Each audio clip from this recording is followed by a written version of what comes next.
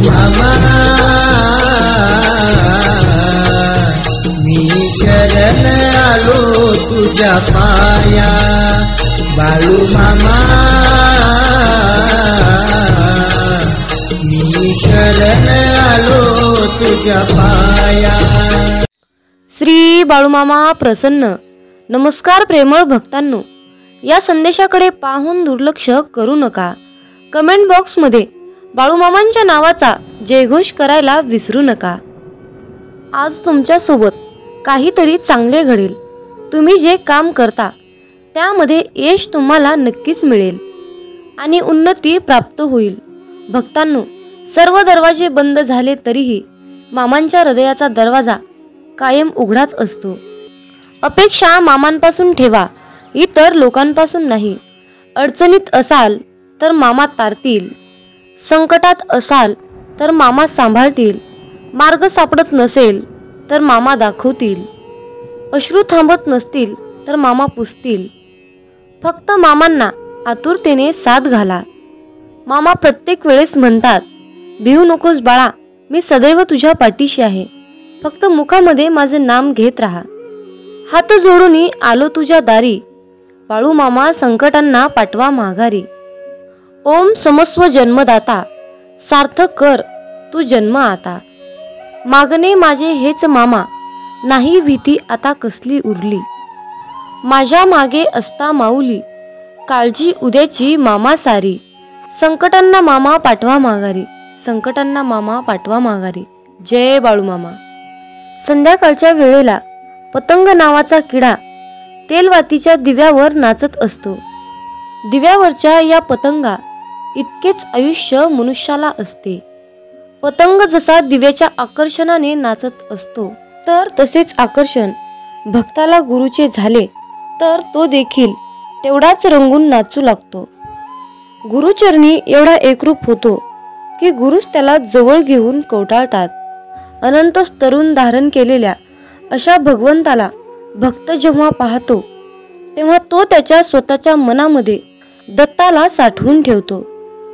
इतक्या मोठ्या विश्वरूप दर्शनामध्ये तो चिरंजीव दत्त आपल्या भक्ताला पाहतो।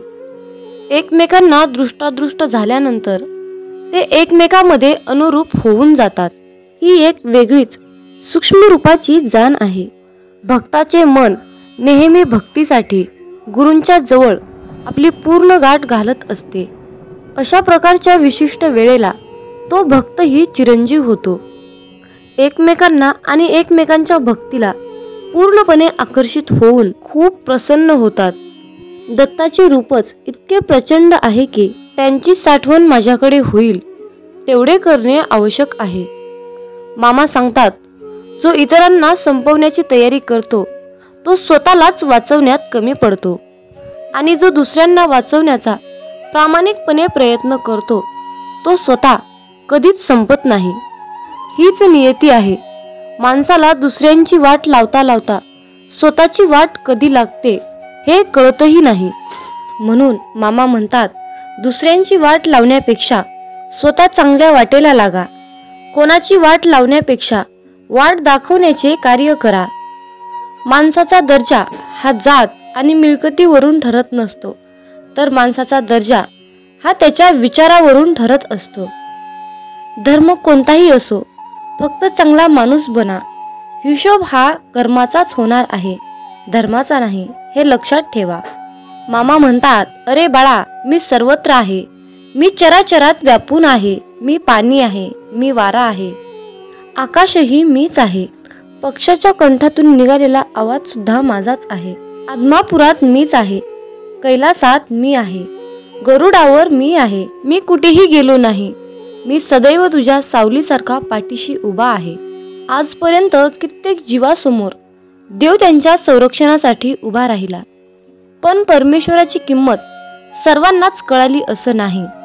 प्रत्येकाचे मन, प्रत्येकाचे विचार हे वेगवेगळे असतात। त्यांचे मत ओळखून त्यांचा पूर्ण उपयोग करून घेण्यासाठी स्वतःला भक्तीच्या नित्य स्वाधीन ठेवून ब्रह्मज्ञानाच्या वेगवेगळ्या कला ओळखण्याचे ज्ञान भक्ताने करून घ्यावे। हे ज्ञान तुम्हाला प्राप्त झाले नाही तर साक्षात परब्रह्म जरी तुमच्यासमोर उभा राहिले तरी तुम्ही त्यांना ओळखू शकणार नाहीत. त्यासाठी नामस्मरणाचा नित्य अभ्यास करून भक्त त्यामध्ये किती तल्लीन झाला आहे हे पाहून शिष्याला गुरु ओळखण्याचे ज्ञान दिले जाते. परंतु एखादी वस्तू उचलून घ्यावी इतके हे ज्ञान सोपे नाही. भक्ताने स्वतःला भक्तीमध्ये तल्लीन केल्यानंतर त्याला स्वतःलाच समजेल की या अपारंपार शक्तीने, अपारंपार भक्तीने, ज्ञानाने मला जगाला ओळखण्याचे ज्ञान प्राप्त झाले आहे.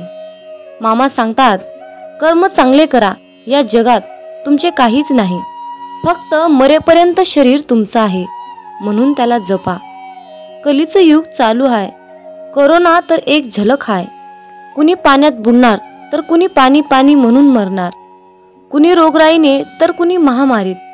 सृष्टीचा विनाश होणार हे तर विधिलिखित लिहिलेलं आहेच. हे जग जगबुडीच्या दिशेने हळूहळू चालत जाणारच आहे. करोडो रुपयाचा बंगला असला तरीही शेवटची अंघोळ रस्त्यावरच. लाखोंची गाडी तरी 4 बांबूवरच जायचा. कितीही सोनं असलं तरीही शेवटी तोंडात फुटका मणी. कितीही कपडे असले तरीही शेवटी 1.25 मीटर पांढऱ्या कपड्यातच जायचा. पण आता हे सर्व मिळवण्यासाठी सुद्धा नशीब लागतं. हे कोरोनानं दाखवून दिलं. म्हणून नेहमी भगवंताच्या भक्तीत राहा. जेवढा आपण जप कराल तेवढंच मामा आपल्याला जपतील. जेवढे जास्त आपण मामांचे ग्रंथ, गुरुचरित्र, अध्याय वाचाल तेवढंच जास्त आपल्याला मामा वाचवतील. जेवढी जास्त आणि कठोरपणे आपण मामांची सेवा कराल तेवढा जास्त आणि अतिशय उत्तम असा मेवा आपल्याला मामा देणारच. जेवढ्या आवडीने आपण मामांची सेवा कराल तेवढ्याच आवडीने मामा आपल्याला भरभरून देतील, हे मात्र नक्की आहे. मामा सांगतात, अरे बाळा, कोणत्याही सकारात्मक विचारांना कोणतेही विष मारू शकत नाही आणि कोणत्याही नकारात्मक विचारांना कोणतेही औषध वाचवू शकत नाही. घमंड हा अहंकार आहे, त्या ठिकाणी नम्रता असणार नाही. नम्रता नाही त्या ठिकाणी प्रसन्नता असणार नाही. प्रसन्नतेशिवाय बुद्धीची एकाग्रता नाही, त्या ठिकाणी यशही कोणाला मिळणार नाही. आपली इच्छा पूर्ण होणारच हा विश्वास मनात ठेवून सर्व काही मामांवर निसंकोचपणे सोपवा. जर तुम्ही मामांवर विश्वास ठेवून विश्वासयुक्त कर्म केले तर तुमची इच्छा 100% पूर्ण होणारच. बाळू मामा आज बोध देत सांगत आहे, अरे बाळा, वेतातून बाहेर ये. मी मर्यादित शरीर नाही, या ध्रुवावर अनंत अस्तित्व आहेत, परंतु मी एकच तेच असं अस्तित्व आहे. मामा म्हणतात, मी कोणापासून वेगळा नाही आणि कोणी माझ्यापासून वेगळा नाही. तू सुद्धा माझ्या अस्तित्वाचा अंश आहेस. बाळूमामा तुम्हाला कधीच निराश ठेवणार नाहीत आणि कधीच रिकामे ठेवणार नाहीत. जे आहे, जी तुमची नुकसान झाली आहे त्याची भरपाई मामा अन्य गोष्टीने करून देत असतात. जेव्हा बाळूमामा आपल्याला एखादी गोष्ट सोडायला सांगतात तेव्हा मामांना आपल्याला काहीतरी एक चमत्कारिक गोष्ट आणि मोठी गोष्ट द्यायची असते. मामांच्या योजना अतिशय उत्कर्ष असतात, म्हणून फक्त मामांनी सांगितलेल्या योजनावर चालण्याचं काम करायचं. आयुष्यामध्ये कसलीही परिस्थिती आली, कसल्याही परिस्थितीत मनाचा तोल ढासाळत असेल तर फक्त बाळूमामांचे नामस्मरण करा. फक्त स्वतःशी संवाद साधायचा आहे. मला माहीत आहे की माझ्या बाळूमामांनी माझ्यासाठी खूप महत्त्वाची आणि चमत्कारिक योजना आखून ठेवली आहे. मी मामांकडे अशी प्रार्थना करतो की तुम्ही सांगितलेल्या मार्गावर चालण्यासाठी मला सद्बुद्धी द्या, मला शक्ती द्या, विचार द्या. गरज नाही लागत कुणाची, भीती वाटत नाही कशाची. मामा सोबत असताना मार्गही सोपा होतो, अंधारही नाहीसा होतो. मामा सोबत असताना का उगच वाट बघावी, का उगच काळजी करावी. मामा सोबत असताना समोर जातो मी हसत संकटाला, नाही घाबरत मी उद्याच्या भविष्याला. हे मामा, असेच माझ्या सोबत राहा, इतरांना माझ्याशी आणा. मित्रांनो, म्हणूनच बाळूमामा नेहमी आपल्या सोबत असतात, हे लक्षात ठेवा. मामा म्हणतात, अरे तुमची जीवन नौका कितीही मोठ्या वादळात अडकलेली असू द्या, थोडा धीर धर. तुला काही अंतरावर श्री बाळूमामांच्या नामाचा एक किनारा दिसेल. फक्त एकदा अंतःकरणातून बाळूमामा हे नाम बोलून तर बघ. ज्यांचे कर्म चांगले आहेत तो कधीच संपत नसतो. सत्कर्मी माणसालाच जीवनात अडचणी येतात, पण त्या सुटणाऱ्या असतात. या उलट जो दुसऱ्यांना अडचणीत आणतो त्यांच्या अडचणी आयुष्यात कधीच सुटत नाहीत आणि संपतही नाहीत. मामांवर नेहमी निसंकोचपणे विश्वास ठेवा आणि आपलं काम वाहत्या पाण्यासारखं करत राहा. तुम्ही वाहत्या पाण्यासारखं काम करत असताना त्या कामामध्ये जे काही वाईट काम, जे काही नकारात्मक काम आहे ते कचऱ्यासारखं निघून जाऊन एका किनाऱ्याला जाऊन बसतं. एकदा गंगेला विचारण्यात आले की तुझ्या पाण्यात अंघोळ केल्यानंतर सगळी पापे धुतली जातात, तर तू त्या सर्व पापांचे काय करतेस? तेव्हा गंगेने उत्तर दिले की मी ती सर्व पापे समुद्रामध्ये नेऊन टाकते. समुद्राला विचारण्यात आले की तू या सर्व पापांचे काय करतोस? तेव्हा समुद्र म्हणाला, मी ती सर्व पापे घेऊन ढगात नेऊन टाकतो. तेव्हा ढगाला विचारण्यात आले की तू या सर्व पापांचे काय करतोस? तेव्हा ढग म्हणाला, मी पावसाच्या स्वरूपात त्यांच्या घरावर नेऊन टाकतो.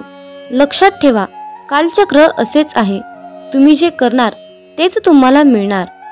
भगवंत जसा ठेवेल तसेच राहण्याचा प्रयत्न करा.